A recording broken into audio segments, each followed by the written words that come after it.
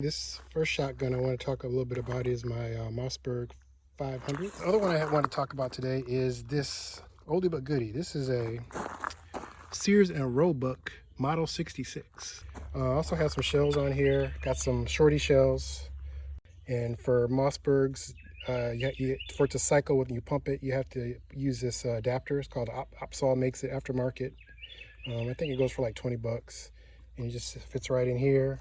And when you cycle it, it takes up some extra space from the normal shells and just sort of runs normal. Love it.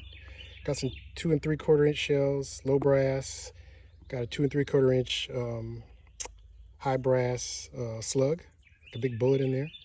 And then I got some big 3-inch buckshot, which I shot earlier and my shoulder is still hurting, but we'll talk about that later. And as you can see on my Mossberg, I put in that adapter, which takes up about maybe almost an inch inside the feed cavity.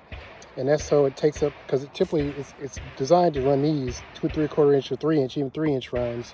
So this has to take up the balance, so when you cycle it with the pump, it doesn't flop around in there and jam the gun up. So it works very well. So we're going to run a couple of these, and you can kind of see how they work. So this is how you feed it. We'll run 3 of them. Range hot. Cycle the first one.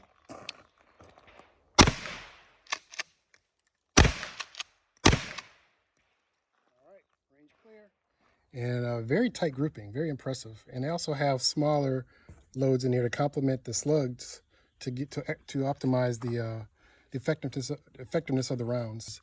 If you're looking for something that doesn't have a lot of kick but does optimal damage at close range, like in a home defense situation, definitely would recommend these Aguila mini slugs. Yeah, the next thing I'm going to run out of this is I took the adapter out so I could run the larger shells. So I'm going to run some 7.5 inch birdshot, and as well as some 3-inch buckshot, which is going to hurt. So, I'm going to shoot that one first, and then we'll shoot the birdshot and see how it goes. Going hot. All right. 3-inch shells are always painful. You really got to get your mind right when you pull that trigger. So we'll take a look and see how they did.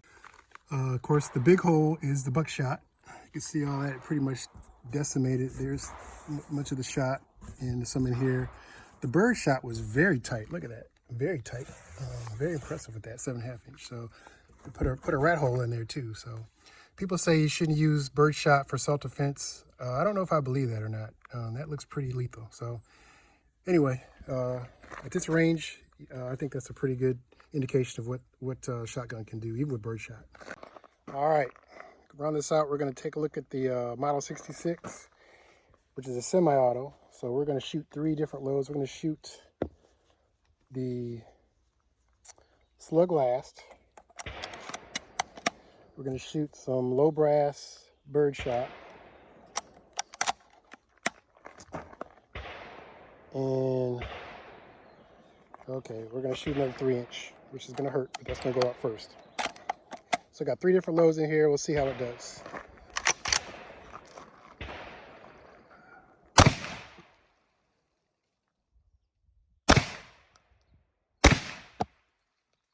All right, cycled flawlessly. Loved it.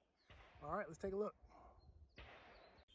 Okay, you can see from the buckshot, did a headshot there. Pretty tight, not too bad. Most of the got on the target. The buckshot was very tight. That's maybe a 3.5 inch grouping there, not bad. And then the slug, of course, down here wasn't as bad. It was right where I aimed it. I tried to kind of spread them out so we could see what's what, but overall not bad. For this 3-inch one here, I really tucked it in tight. So once I did that, it wasn't too bad. So yep. Gun cycle is expected, no problems. So great.